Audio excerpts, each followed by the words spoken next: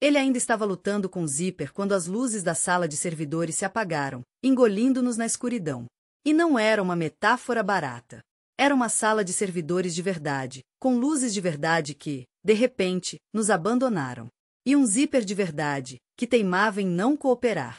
Mateus, o novo gerente, me havia arrastado para aquele inferno digital uma hora antes, vomitando jargões sobre uma tal de auditoria de segurança de ativos digitais. O que o cretino omitiu foi que ele já sabia o que eu encontraria, ou melhor, o que asterisco não asterisco encontraria. Cada maldita pasta em que eu havia suado nos últimos 6 meses estava vazia.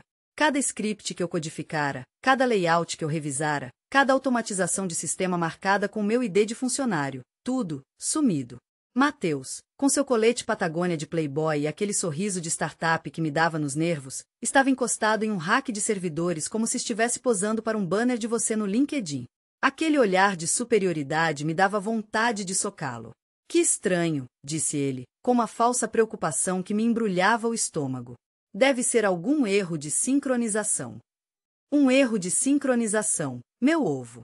Um erro de sincronização não apaga metadados.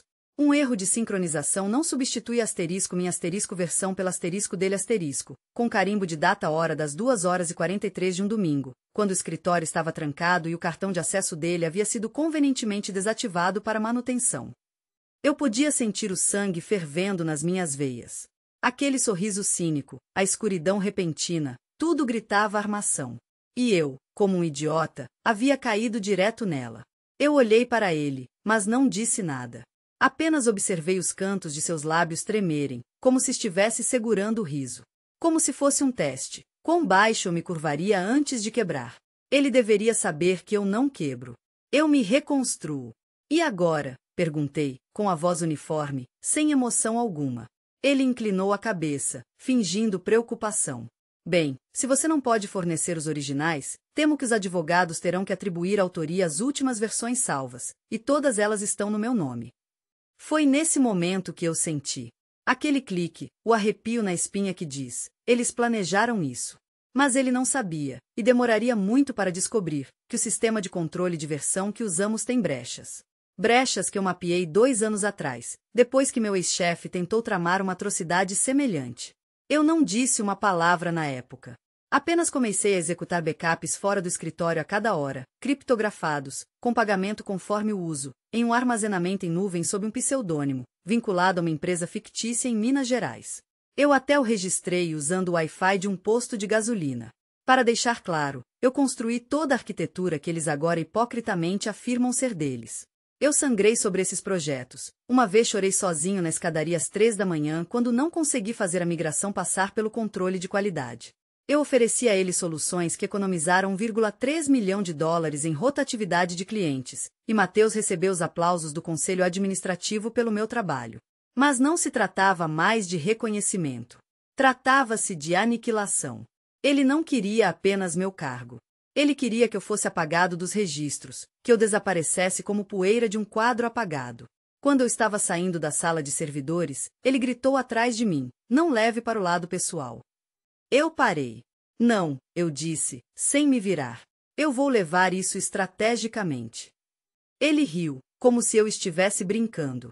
Mas essa é a questão sobre pessoas como Mateus. Eles nunca veem quando a retribuição está à porta. No dia seguinte ao incidente na sala de servidores, o RH me enviou um organograma revisado. Meu nome não estava mais na lista de liderança de infraestrutura de sistemas. Mateus Oliveira assumiu meu lugar, atuando como diretor de arquitetura digital. Diretor interino, como se esse cargo não existia até que ele arrancasse do meu trabalho e pregasse um novo título no cadáver. E a cereja do bolo foi um convite na agenda para uma discussão colaborativa sobre os sucessos do 3º trimestre e projetos futuros, onde Mateus estava listado como principal palestrante. Eu não rejeitei o convite. Eu não invadi o escritório de ninguém. Eu fui e trouxe pipoca, figurativamente falando.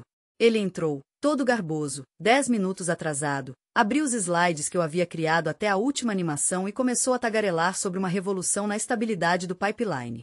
Os mesmos pontos que eu apresentei em abril, só que agora envoltos em suas palavras da moda e polvilhados com besteiras sobre inteligência artificial. Ele até pronunciou Kubernetes errado. As pessoas balançavam a cabeça, como se ele fosse Moisés abrindo o mar vermelho do DevOps. E foi aí que eu senti a tensão no meu estômago se transformar em algo mais puro, mais frio. Eu não estava apenas com raiva. Eu estava observando e anotando. Porque 2 noites antes, enquanto eu estava sentado no chão do meu apartamento cercado por embalagens vazias de comida para viagem e 2 monitores brilhando como altares, eu não estava apenas verificando meu servidor de backup pessoal. Eu estava cuidadosamente implantando uma cópia digital da infraestrutura de nuvem da empresa. Pastas espelhadas, caminhos de arquivo idênticos, carimbos de data-hora congelados, tudo parecia real, até você clicar. Então, minha versão aparecia. Os originais permaneceram intocados, mas marcados com log.git apontando diretamente para meus commits. Eu poderia provar a autoria de cada pressionamento de tecla, mas não estava pronto para atacar. Ainda não. Ele precisava se sentir seguro. Deixe-o se regozijar. Deixe a confiança escorrer dele como o ar de um pneu furado em uma estrada de cascalho. E como ele se regozijou! Ele começou a deixar as portas abertas, figurativa e literalmente. Encontrei um pendrive conectado a um Mac na cozinha compartilhada, despejando arquivos em seu Dropbox. Deixado sem vigilância, como se ninguém pudesse traí-lo. A arrogância não apenas o cega, ela castra seus instintos. E então chegou a sexta-feira. Nossa vice-presidente de engenharia, Cláudia, me chamou de lado. Você não está no plano de desenvolvimento para a reunião de renovação de contrato do cliente, disse ela. Eu fingi ignorância. Ela gaguejou. Mateus disse que você está se afastando para se concentrar na documentação. Não queria sobrecarregá-lo. Sobrecarregar, como se eu fosse um vaso antigo frágil. Eu sorri. Que atencioso da parte dele. Ela franziu a testa, como se sentisse algo errado. Não parece ser sua ideia. Inclinei a cabeça. Não, não é. Ficamos em silêncio. Algo não dito, tenso, passou entre nós. Ela não disse, ajude-me a provar isso. E eu não respondi, já estou ajudando, mas sinto que os ventos estão mudando. Cláudia é inteligente. Ela já viu esquemas como este antes, e como Mateus, espera que mulheres como eu cedam sob a pressão da polidez e da negação plausível. Eles se esquecem de que não precisamos da permissão deles para afiar nossas facas. Saí dessa conversa com um plano e a bênção tácita de Cláudia. Na semana seguinte, ele deveria apresentar nossa estratégia de migração de clientes. A mesma estratégia que ele alegava ter construído do zero. Bom, deixe-o apresentar. Porque eu já havia trocado 2 tokens de API cruciais em sua apresentação por links inválidos. Eu sabia exatamente qual slide quebraria bem na frente do conselho de administração em tempo real. Mas aquilo era só o começo. A verdadeira extravagância estava se desenrolando em um link privado, e eu era o único com a chave. Terça-feira, 9h04 da manhã. As persianas da sala de reuniões estavam meio fechadas. Havia um cheiro de café expresso queimado no ar.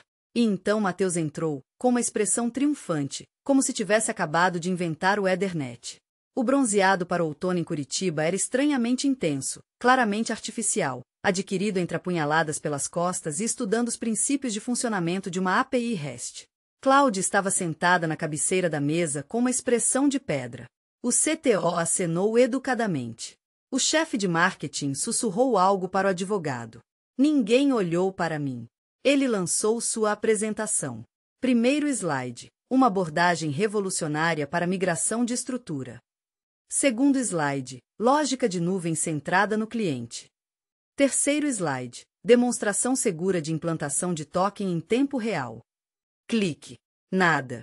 O link do token girou, travou e retornou um erro 4003 com um belo carimbo de data-hora e uma mensagem, não autorizado.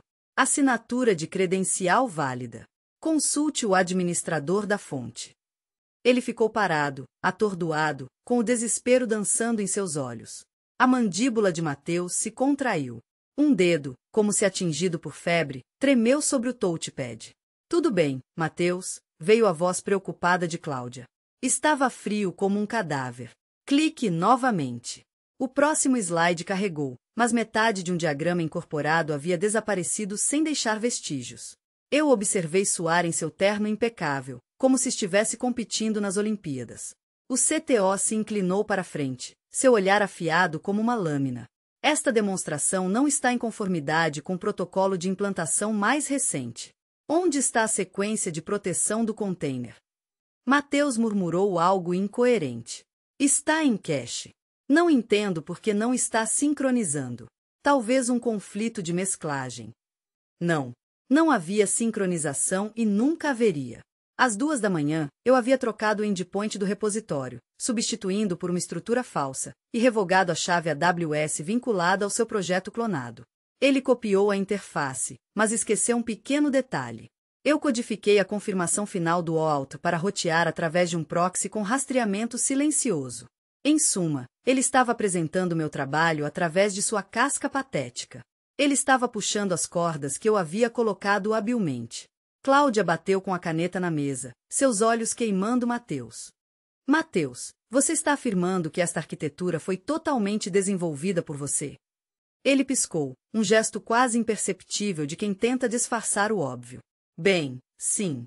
Quero dizer, é claro que colaborei com a equipe, mas os alicerces, a base de tudo, foi construída sob a minha liderança. Meu Deus, ele realmente achava que essa lorota colaria? Que ninguém checaria os fatos, que eu não teria provas. Ela assentiu lentamente, os olhos fixos em mim, buscando confirmação. Isso procede? E ali estava o momento crucial, aquele que homens como Mateus sempre subestimam. O instante em que a mulher que eles tentaram silenciar se liberta das amarras da complacência. Não, respondi, a voz firme como aço. Retirei um pequeno pendrive do bolso interno do meu blazer. Este dispositivo contém os registros de desenvolvimento em tempo real, o histórico detalhado de cada commit e os tokens de segurança de cada fase da construção, ao longo dos últimos 9 meses. Tudo meticulosamente datado e atribuído. Vocês verão que a última estrutura legítima, sólida e funcional, foi finalizada sob a minha tag de administrador. Tudo que veio depois, incluindo essa versão fajuta do Mateus, é uma ramificação de um clone corrompido. Sem backups, sem redundância, sem qualquer direito legítimo de uso. Um silêncio denso se instalou na sala. Era possível ouvir o zumbido baixo do ar-condicionado. Ou talvez fosse apenas a alma de Mateus, abandonando seu corpo através de seus poros, em um suor frio de puro terror. Eu inseri o pendrive, abri os logs, cliquei em reproduzir na gravação da tela, onde ele, às 2h43 da manhã, invadia diretórios fechados usando um ID de shell falso, e no final, uma exibição quadro a quadro do script de exclusão executado em cada pasta marcada com meu perfil de usuário. Cláudia ficou em silêncio por longos 6 segundos. Então disse, podemos interromper a reunião? Os advogados permanecem. Todos os outros, por favor, retirem-se. Mateus tentou objetar, isso é um absurdo. Não, ela interrompeu, e seus olhos brilharam. Absurdo é pensar que você pode enterrar alguém tão capaz e não deixar rastros. Você subestimou a engenheira errada. E então, enquanto as pessoas se levantavam para sair, ela se inclinou sobre a mesa e disse alto o suficiente para que pudéssemos ouvir. Você acabou de apresentar ao Conselho de Administração propriedade intelectual roubada. As mãos de Mateus tremiam. Eu fiquei sentada em silêncio, porque o próximo movimento era meu. Ele tentou se redimir naquele mesmo dia. Mensagens no Slack.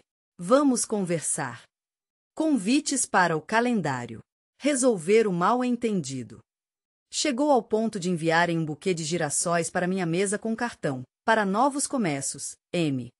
Deixei-os no corredor perto do armário do zelador. Que mofassem.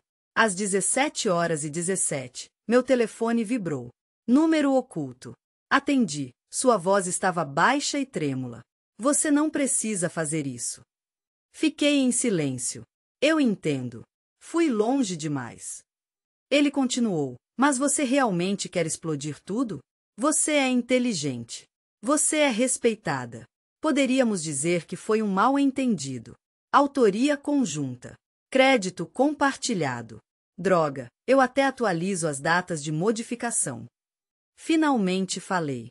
Você quer misericórdia, Mateus? Silêncio. Eu não dou misericórdia. Eu faço backups. Clique.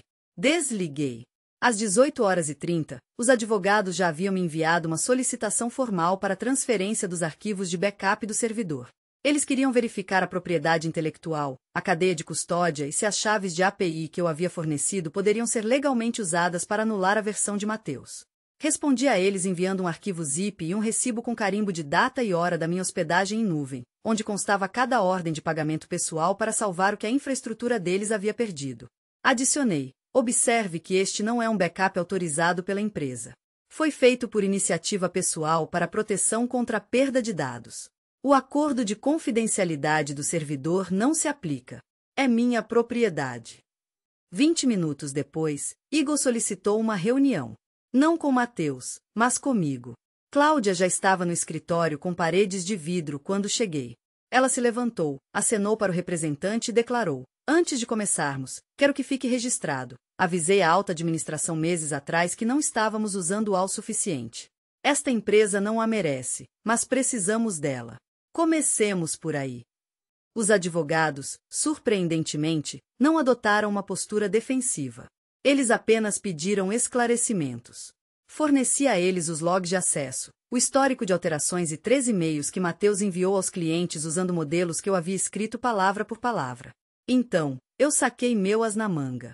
Sua política de conformidade afirma que qualquer código enviado para a produção deve ser revisado por 2 engenheiros, declarei, abrindo meu laptop.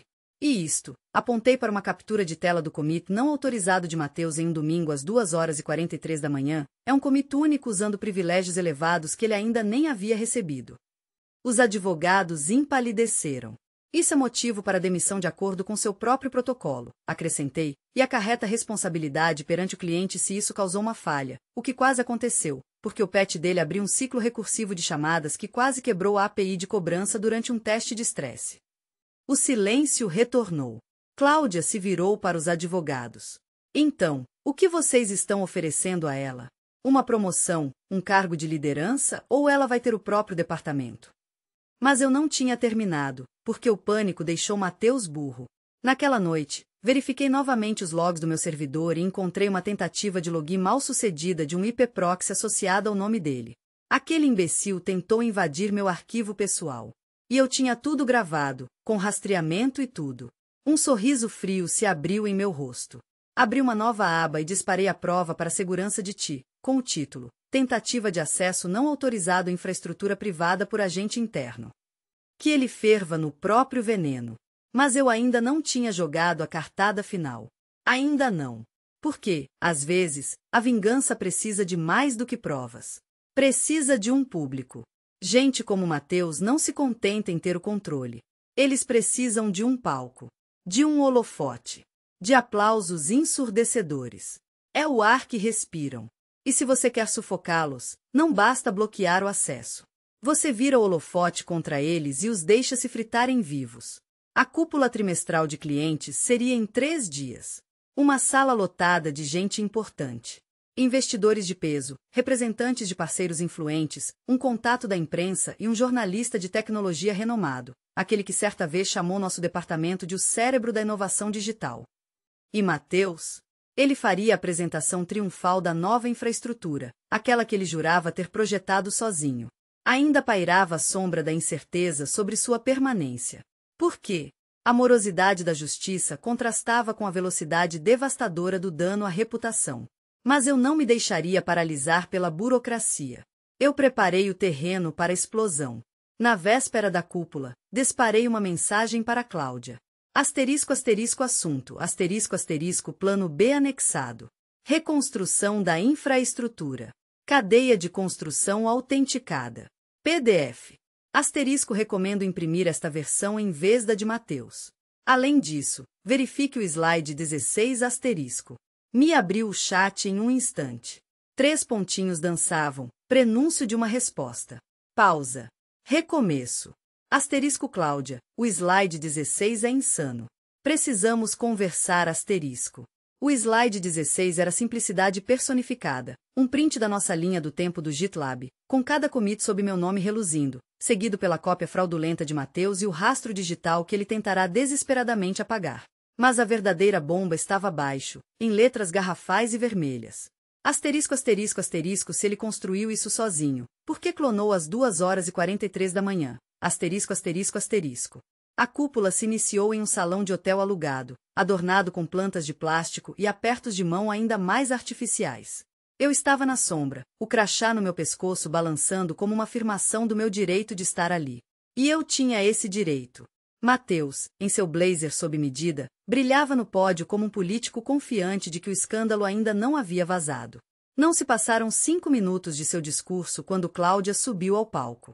Antes de prosseguirmos, disse ela no microfone, gostaria de reconhecer publicamente o verdadeiro arquiteto do nosso sucesso na migração. A mulher que escreveu o código, fez os backups e, sozinha, protegeu todo o nosso sistema de back-end de uma substituição catastrófica. Ela se virou e olhou diretamente para mim. Você poderia se juntar a nós no palco, por favor? A sala inteira se virou. Mateus congelou no meio da frase. Atravessei o corredor de cabeça erguida, ignorando seu olhar fulminante. Cláudia me estendeu o microfone. Conte a eles o que você descobriu, se estiver confortável. Respirei fundo. Sem nervosismo, sem hesitação. Apenas prontidão. 3 semanas atrás, descobri que um membro sênior da equipe substituiu nossa própria infraestrutura por código clonado e, em seguida, tentou destruir os registros da fonte. O que eles ignoravam era a existência do meu sistema de backup criptografado particular, um guardião digital que meticulosamente registrava cada versão, inclusive aquela que eles tão avidamente apagaram. Um murmúrio percorreu a sala, como um vento sibilante entre as árvores. Câmeras de telefones celulares ergueram-se como um exército de olhos curiosos. Mateus cambaleou para trás, as mãos tremendo incontrolavelmente, denunciando o pânico que o invadia. Eu prossegui, minha voz carregada de determinação. O que se desenrolou foi uma teia sórdida de falsificação de propriedade, acesso administrativo não autorizado e uma tentativa desesperada de ocultação, comprometendo nossa conformidade com múltiplos contratos de clientes. Fiz uma pausa, observando o efeito das minhas palavras. Levei essas evidências à liderança e, para seu crédito, em vez de acobertar, eles me encorajaram a expor a verdade. Cláudia sorriu, um sorriso frio e calculado. Acreditamos que a transparência é fundamental, disse ela, sua voz ecoando falsidade. Devolvi o microfone, sentindo o peso do metal frio em minha mão. Desci do palco sob uma torrente de aplausos, cada palmo um golpe na armadura de Mateus. Ele permaneceu ali, paralisado, o rosto pálido como um sudário, o blazer de repente apertado demais, sufocando-o. Ele não proferiu mais nenhuma palavra durante o restante da cúpula, mas eu ainda não havia terminado. Enquanto ele se derretia sob as luzes implacáveis do salão de baile, seu Dropbox, o canal secreto que ele usava para contrabandear código para seus amigos freelancers, estava afogando-se em dados incriminatórios. E eu possuía a chave para esse cofre digital, porque, adivinhem? A resposta para todos os seus segredos estava escrita em um pedaço de papel, colado no Mac da cozinha. Uma simples nota adesiva. Senha. Um idiota fortaleceu seu poder recorrendo a insultos de nível elementar. Abro uma pasta chamada Consultoria e encontro uma verdadeira mina de ouro. 16 subpastas, cada uma com o nome de uma empresa diferente, e nenhuma delas é a nossa. Biometria. Implantações. Slides de apresentação. Todos com carimbos de data e hora. Todos modificados durante o horário de trabalho.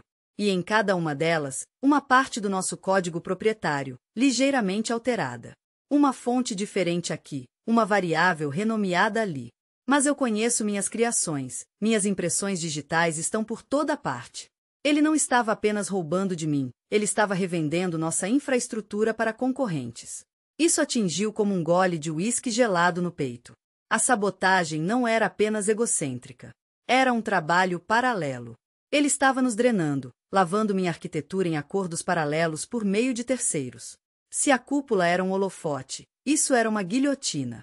Arquivei toda a estrutura de pastas, criptografei-a e preparei um e-mail para Cláudia e os advogados com o título Violação de Propriedade Intelectual exigindo ação imediata. Anexei os logs do Dropbox, hashes de arquivos correspondentes à nossa base de código atual, capturas de tela de recursos roubados, meu relatório sobre danos potenciais, violações de privacidade do cliente, apenas por diversão, evidências de violações da lei se ele usou nosso tempo para esses contratos, mas me abstive de enviar. Ainda não, porque a justiça feita em silêncio é facilmente enterrada. Eu precisava de testemunhas. Na manhã seguinte, marquei uma reunião presencial com nosso especialista em conformidade, Desair, um cara que uma vez auditou uma divisão inteira por comprar roteadores no eBay. Ele não estava brincando. Entreguei a ele um disco. Disse apenas uma coisa: Se você quiser salvar a empresa, abra isso antes do almoço. Às 13h12, o alarme de incêndio disparou. Todos os engenheiros e pessoal de TI foram instruídos a se reunirem para uma reunião de emergência na grande sala de conferências, exceto Mateus. Ele estava em lugar nenhum. Observei da minha mesa, tomando meu café, enquanto Desair e Cláudia examinavam silenciosamente o conteúdo da pasta em uma tela grande. A cada poucos minutos, alguém empalidecia. Reconheci vários engenheiros de empresas concorrentes, pessoas que entrevistamos, mas não contratamos. E ali estava, em uma das pastas, nossos modelos de entrevista, enviados da caixa de entrada de Mateus. Ele estava alimentando os candidatos com documentação interna para que estivessem preparados para as perguntas. Não, para que eles estivessem secretamente construindo para ele. 15h41, Mateus voltou. Seu crachá não funcionou. Ele bateu. O segurança o deixou entrar. 4 minutos depois, ele saiu, branco como pó de gesso, segurando uma caixa de papelão. Sem jaqueta. Sem crachá, boca aberta, mas sem dizer nada. As pessoas sussurravam, o Slack explodia. E eu observei enquanto ele saía pelas portas da frente. Sem anúncios, sem declarações, apenas desaparecimento. Mas o mais delicioso, aquele discurso na cúpula que ele ensaiou em frente ao espelho por 2 semanas. A gravação ainda foi ao ar. Só que Cláudia pediu ao editor para inserir uma mensagem no final. Esta apresentação é baseada no trabalho de meu nome, cuja arquitetura original garantiu a migração bem-sucedida do cliente e expôs o roubo interno de propriedade intelectual. A cada poucos minutos, alguém perdia a cor do rosto. Reconheci engenheiros de empresas concorrentes, aqueles que entrevistamos, mas não contratamos.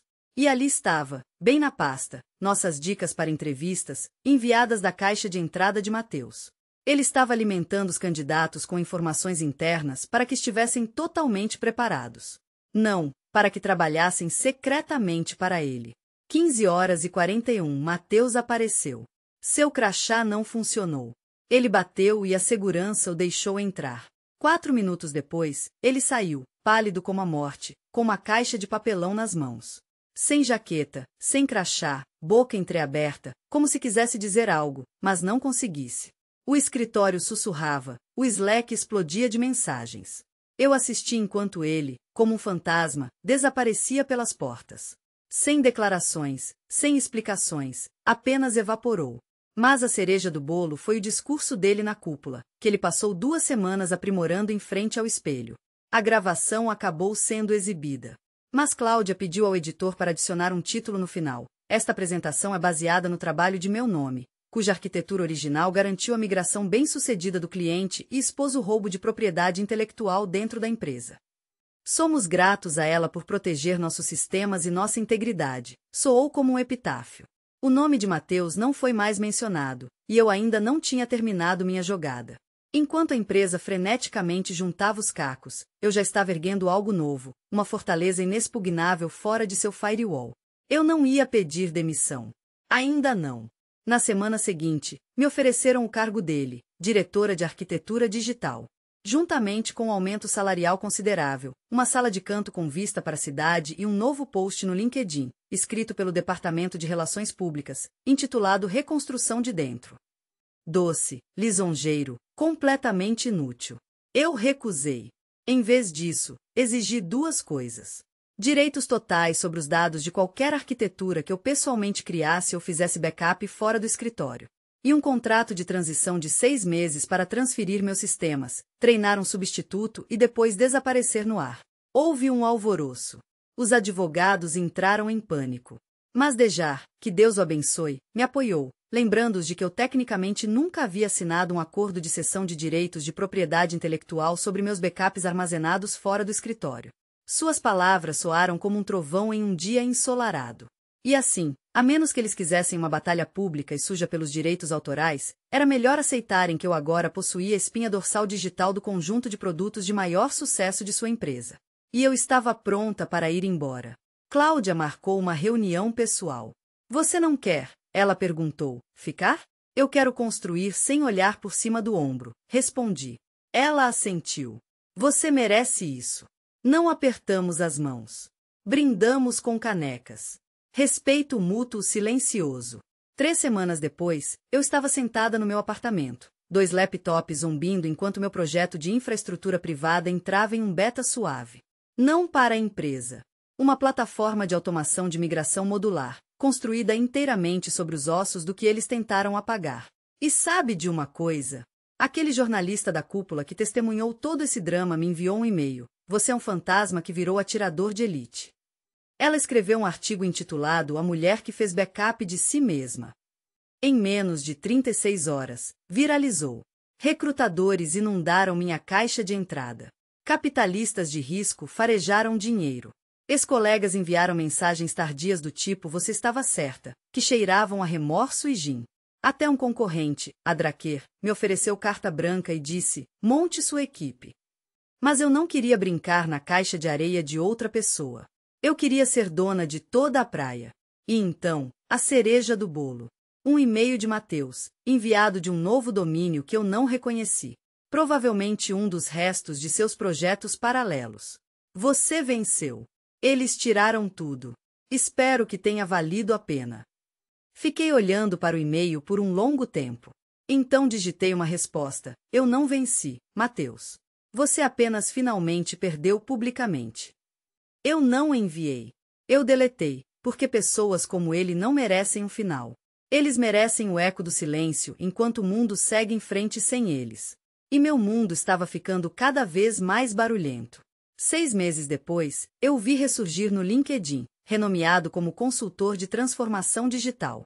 O mesmo sorriso presunçoso, as mesmas palavras da moda, dizendo que estava ajudando as empresas a preparar a base tecnológica para o futuro.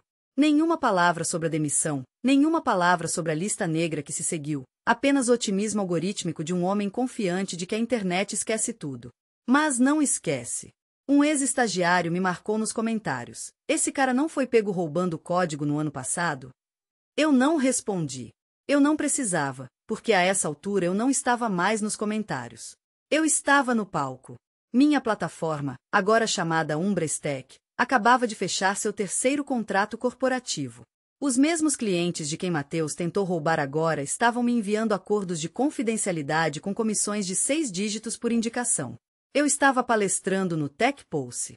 Usava jeans pretos, um blazer e nenhuma sombra de vergonha.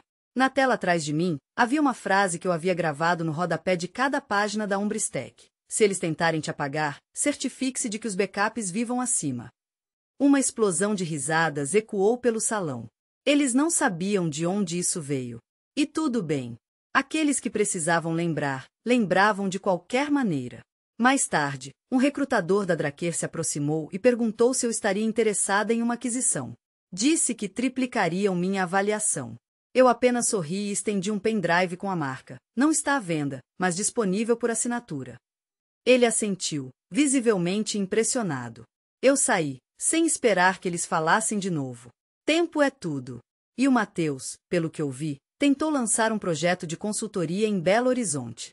Falhou em menos de 3 meses. Alguém vazou prints do chat interno do último empregador dele, onde chamaram a apresentação dele de lixo reciclado com CSS roubado. Poético, não é? Enquanto isso, eu cumpri minha promessa. Treinei meu sucessor, exportei meus sistemas e deixei aquela velha empresa nos meus termos. Ah, quanta drama! Nenhum bolo de despedida, apenas uma mesa vazia e um legado impossível de apagar. Ninguém aplaudiu quando eu saí, mas 3 dias depois uma engenheira júnior me mandou um e-mail. Ela disse que estava me observando, anotando tudo. Ela escreveu: "Você me fez acreditar que não somos descartáveis." Aquele código me encarava, implacável. Despejei uma taça de vinho tinto, sentindo o aroma preencher o ar, e abri o painel de controle. Meus olhos se fixaram nos logs do servidor, as linhas dançando como um eletrocardiograma da minha própria existência. O uso subia, implacável, cada nova conexão um testemunho silencioso. Não era um momento de redenção, mas algo muito mais profundo, uma conexão contínua, sustentada. Eles tentaram me silenciar, me apagar da memória, mas falharam.